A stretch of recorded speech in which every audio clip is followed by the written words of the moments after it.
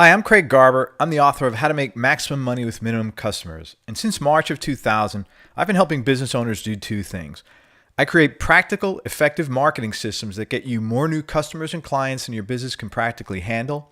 And I help increase your net profits and your net cash flow by increasing the value of these new clients, often dramatically.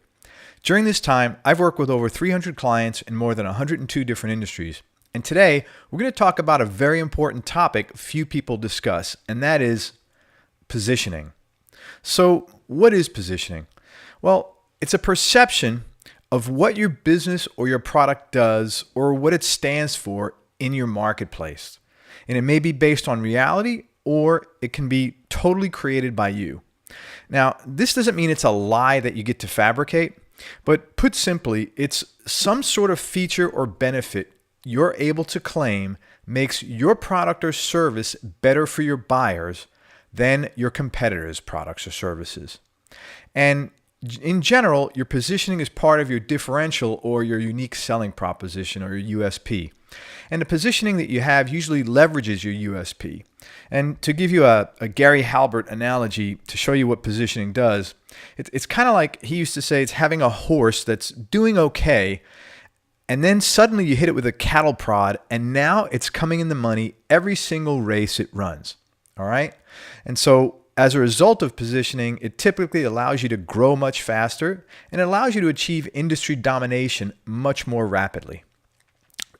Now, top performers in any industry are all generally extremely well positioned.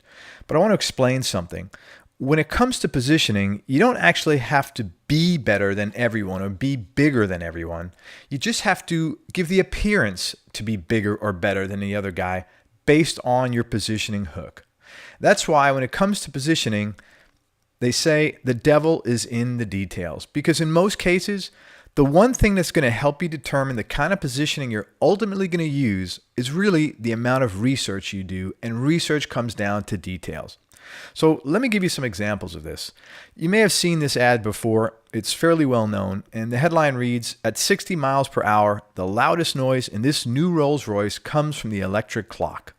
And let me tell you a little story about this ad.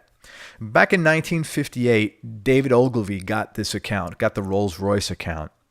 And at the time, Ogilvy knew absolutely nothing about Rolls-Royces. So what he did was he spent 3 full weeks doing nothing else but reading about the car and studying it and understanding all its subtleties and nuances.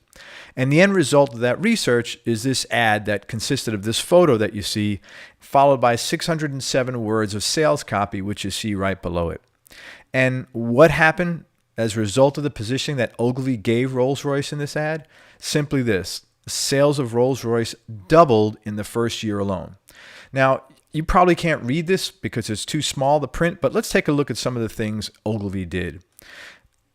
At 60 miles an hour, the loudest noise comes from your electric clock. Comes from the electric clock, reports the technical editor of the motor. That's a very unique positioning, and he got this out of the research, which means when you're in the car, the only thing you could hear is the electric clock. That's a very compelling argument as to why someone should buy and spend this much money on a car.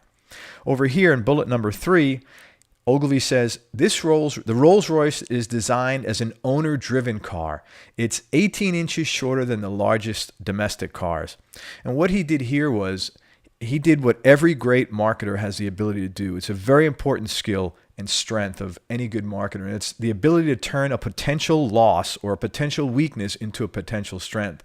So while some people might have looked at this car and said, oh, it's shorter than other cars that are the same, or of this, similar matched, Ogilvy turned it into a strength and said, oh, that's because this is an owner-driven car. In other words, this isn't something a chauffeur drives. This is something you're meant to sit and enjoy and drive yourself. And if it's 18 inches longer, it's more. The implication is it's harder to drive.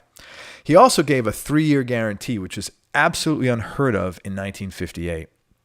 Obviously, nowadays, I think they have 5- and 10-year guarantees on certain parts in the car. But back in 58, this was unheard of.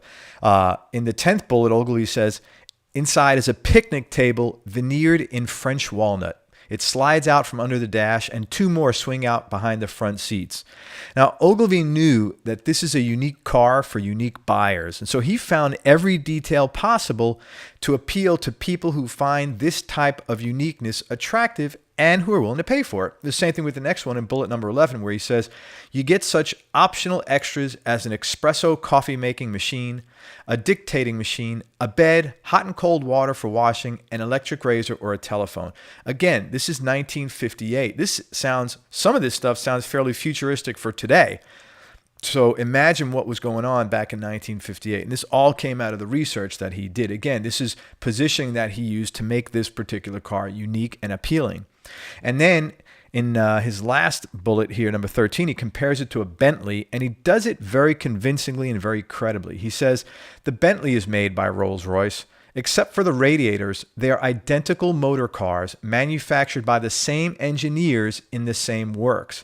People who feel diffident about driving a Rolls-Royce can buy a Bentley. In other words, if a Rolls-Royce isn't good enough for you, you can buy a Bentley.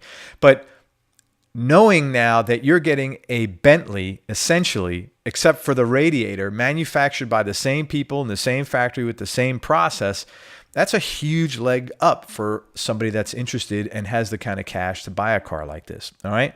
Now, here's something kind of interesting. A few years later, Ogilvy resigned from this account because what happened was the company shipped 500, listen to this, 500 defective cars to the U.S., and Ogilvy didn't want to be associated with a company like that. And remember, this is very telling. It shows you that this is truly a different time because, here nowadays, every other month you see things on TV, 20, 30, 40,000 cars are recalled at a clip, and no one thinks anything of it. And here Ogilvy was outraged. He didn't want to be associated with this terrible flaw. But then something funny happened to Ogilvy, and it's something that actually happens to all of us quite a bit. And that is, once you're able to do something and once you get involved in something, you suddenly find lots of opportunities to do that one particular thing more and more.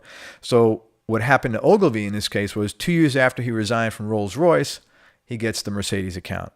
Now, once again, same thing. He knew nothing about Mercedes. So he flies out to Stuttgart in Germany, which is where the cars are manufactured. And he spent 3 weeks interviewing the engineers there. I guess 3 weeks is his, research prep time, which is actually probably about accurate. When I work with clients, it's generally a 2 to 3 week period of research to get up to speed and to find out the subtleties and the details of the marketplace and of the product or service itself. And here's one of the ads that you're looking at that came out of Ogilvy's research with these engineers. Well, what happened once he rolled this ad out? Unlike Rolls-Royce, he didn't double sales. Instead, he increased sales of Mercedes in the U.S. from 10,000 cars a year to 40,000 cars a year. Yep, that's right. He quadrupled sales, all through the positioning that he did. Now, here's another great ad that took a potential weakness, which is small size, and turned it around and positioned it into a strength. This particular ad was written by a guy named Julian Koenig out of a famous ad firm called DDB, or Doyle Dane Bernbach. And as a result of this ad, sales of the Beetle went up 500,000 cars per year. All right. And I'll talk about some of the ad copy on the ad. It says something to the effect that, so many people are driving the VW now that no one's really impressed anymore with things like getting 32 miles to the gallon, or using 5 pints of oil instead of 5 quarts of oil, or never needing antifreeze. Okay. So again, these are little details that he got out of his research. And you got to remember, when this car came out, these were revolutionary new concepts. The thought of getting 32 miles to the gallon was unheard of. That's good gas mileage today. Okay. So using 5 pints of oil, that's, minuscule compared to 5 quarts, never needing antifreeze. These are really important facts. So he did the research he needed to position the car in such a way to give it unique appeal against the competition. Now, I want you to think about something for a minute. Why is it that some people drink Johnny Walker Blue or Balvenie, and other people drink Jim Beam or Old Granddad or Maker's Mark? And do you really think it's because they've gone out and tasted all 5 of these whiskeys and compared that taste? Now, sure, there are whiskey connoisseurs that people like whiskey. They probably have. But do you think most of the marketplace has done that? No, not at all. Not likely. Okay. The reality is, each one of these brands is positioned differently in the marketplace. And it's the appeal of this positioning that's what drives people to purchase one over the other. It's no different when you're comparing things like multivitamins. Do most people actually have a solid beneficial reason in their head why they're buying Life Extension or why they're buying Puritan's Pride or Centrum or One A Day? No, absolutely not. It's positioning. Now, here's an interesting thing you can do at home if you want to see this in action yourself. Give somebody a chocolate chip cookie out of a bag of Chips Ahoy, all right? And then give them this same cookie, warm it up, and tell them that it's freshly baked, homemade out of grandma's kitchen. And then ask them which one they like better. Now, you know as well as I do that they're going to think these two cookies taste very differently. And why is that? Because of the positioning of a packaged cookie is drastically different from the one homemade cookies that grandma makes in her own kitchen. All right. So let's talk a little bit about this positioning because I want to share an angle on it that's going to help you when you're trying to figure out how to position your business. Because a lot of times when I've worked with people, they get too up in their head and they overthink themselves. So this makes it very simple. This was a theory developed by an ad man named Joel Rafelson. And Rafelson said, in the past, just about every advertiser has assumed that in order to sell his goods, he has to convince consumers that his product is superior to his competitors. Now, listen to what he's saying. It's very important. Most people assume that you got to convince people that your product is superior to your competitors. This may not be necessary. It may be sufficient to convince customers that your product is positively good on its own. If the consumer feels certain your product is good and feels uncertain about your competitors, he'll buy yours. So what he's saying there is you don't necessarily have to convince everybody that your product is better than theirs. You just have to convince them that your product is positively good. And by default, because somebody else has not done that, therefore they feel more uncertain about your competitors and they'll buy yours. Now, that doesn't mean if they've done a good job, you don't have to do a good job. If someone's convinced the product that the marketplace, their product is positively good, you got to go make a run for it, and you better have a better mousetrap at that point. But this isn't always the case. And in fact, I can tell you from my personal experience, it's rarely the case. If you and your competitors all make excellent products, don't try to imply your product is better. Just say what's good about your product and do a clearer, more honest, more informative job of saying it. If this theory is right, sales will swing to the marketer who does the best job of creating confidence that his product is positively good. And basically what this means is that, you don't have to insult people by hyping things up and knocking the competition. You just need to be honest and creative about your goods and services, but you have to deliver this creativity over specific positioning. And it's positioning that states your facts and shows the buyer how these facts offer benefits that other goods and services simply aren't offering. And remember, these facts don't have to be what makes your product better than other products. They just have to be perceived as being what makes your product better. So now let's talk about what it's like when you're trying to position services as opposed to goods or products. There was a doctor right here. He's a surgeon. His name is Sir Hugh Rigby, and he was actually the surgeon to King George V. And Rigby was once asked, what makes a great surgeon? And he said, there isn't much to choose between surgeons when it comes to manual dexterity. What distinguishes the great surgeon is that he knows more than the other surgeon. That's it. The good ones know more. So in marketing and in anything in life, it works the same way. What do you pay for? What do people pay for the most? Knowledge.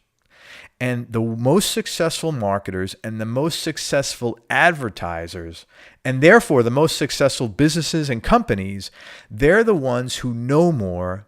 They're the ones who've taken the time to do the research and who've taken the time to share this knowledge with their buyers. That's it, plain and simple. There's no magic here to it. All right. Again, results like this all start in your research. And if you aren't willing to do the research, then you're depending on hope and luck. And if you've been with me for any length of time, you already know, you've heard me say 1,000 times, hope and luck are very bad business strategies, and they're horrible marketing strategies. However, in your research, there's certain positioning triggers you need to look for. And once you find them, these positioning triggers are going to allow you to charge top dollar, eliminate your competition, and give your buyers rock solid reasons for being open to your messages and to buy your goods and services without any sales resistance. Okay? And here's some positioning rules I want you to remember. You write this down because it's disturbing if you don't pay attention to them. No positioning equals no control. And this is especially true when you're in the service business. All right. No control means the client calls all the shots. And when your client calls all the shots, you lose. There's really no upside to this at all. So let me ask you this. What weaknesses are you turning into strengths in the marketing of your business? What unheard of things are you doing in your business as compared to everyone else in the rest of your industry? And are you sharing them? How is your company positioned? Is it positioned in such a way that buyers can easily define why your goods and services are appealing? And are you charging more money for them? And are the reasons why you're charging more money readily apparent? And if not, why not? As I said earlier, I've worked with over 300 clients in more than 102 different industries since March of 2000. And it's been my observation that the reasons most people can't position themselves properly is because one of the biggest problems is most business owners can't get out of their own way. And I'm going to suggest to you that you need to start looking at your business differently and much more simply. Remember, business is nothing more than a three-legged stool. And these three legs are selling, which is just lead generation, marketing, which is creating your differential and having a USP, and distribution of products and services, which depends on your positioning. That means that for most business owners, there's only three reasons why you're not making the kind of money you want. You're either not positioning yourself properly, or you don't have a readily distinguishable differential that separates you from your competition, or you don't have an effective, predictable, and reliable system that attracts leads. The bottom line is positioning is critical to your business. And sure, you could sit here and say, well, Craig, these were big company examples you went over. And yes, of course they were. But if you own a small to medium-sized business, your company's positioning is even more important, simply because virtually all small to medium-sized businesses look identical to your customers. So positioning at this level isn't optional, it's mandatory if you want to succeed. Now, if you agree with this, then pay very close attention to what I'm about to tell you next. Because right now, we're looking to work with a handful of business owners over the next 3 to 5 months. And we're looking to work with these people in 3 areas only. And they are by far the most important things any business owner needs to focus on as it relates to your marketing.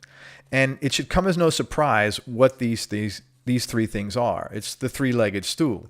It's selling, which is the process of lead generation, marketing, which is creating a differential or a unique selling proposition, and marketplace positioning.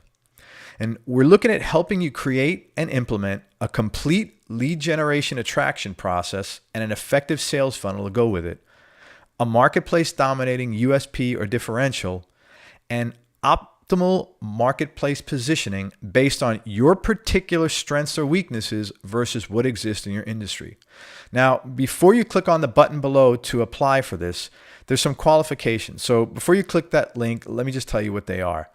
Number 1, you have to have an existing business, or if you're a brand new business, or if this is a new project, you have to be an experienced business owner and you have to have some basic understanding of direct response marketing. Second thing, you have to be able to invest your money in advertising or invest your money in rolling out the campaigns or making the changes we develop once we're finished working together. Why? The answer is simple. If you don't do this, you're not going to see any results. And frankly, at this stage of the game in my career, I'm really not interested in working with someone who isn't motivated to get results. And lastly, you have to be open to change and you have to want to transform your business into something much greater than it is today over the next 60 to 90 days.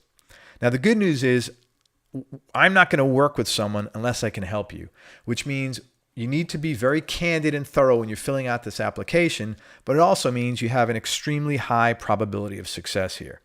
And the other thing is the input I'm going to be giving you is based on my hard-nosed experience of working with over 300 clients in more than 102 different industries. I know what works, plain and simple. Now, if you're qualified and you get selected to participate in this, here's what you could expect as an outcome. You'll know how to get your leads and where to get them. You'll have a functioning lead generation system that attracts pre-qualified clients. This way, you don't have to waste your time with unqualified people and tire kickers. You'll have a tangible, valid differential that sets you apart from your competition. One that's easily understood, identifiable, and attractive to your most highly desired prospects. In other words, I find most of my clients, before I start working with them, they typically spend a lot of time getting bogged down and suffering through loads of B and C pile clients just to make ends meet. But once they're finished working with me, because they have these processes in place, they're able to focus instead on the A-list clients. In other words, those clients they want to work with most, and that's generally the ones that are most profitable and most fun to work with. You'll also have optimal marketplace dominating positioning that leverages your differentials and your USP even greater. And if you want to see this transformation occurring in your business and you want to be sitting here in 60 to 90 days with these outcomes to look forward to, then click on the link below to apply and see if your business qualifies. So if you're frustrated because you haven't fully maximized your potential and because you aren't creating maximum leverage in the 3 areas of positioning, creating a differential or USP, and attracting unlimited leads, then apply now and we'll take a look at where you are today in your business and whether or not this is a fit for you. I want to thank you for listening, and if you have any questions, contact my office at 813-909-2214, or you can email my assistant Anne, that's ANNE, at kingofcopy.com. And obviously, everything you put on that application is confidential between you and I, and once you complete it, if you're a fit, somebody in my office will contact you within 2 to 3 business days. Thanks a lot, and we'll talk to you soon.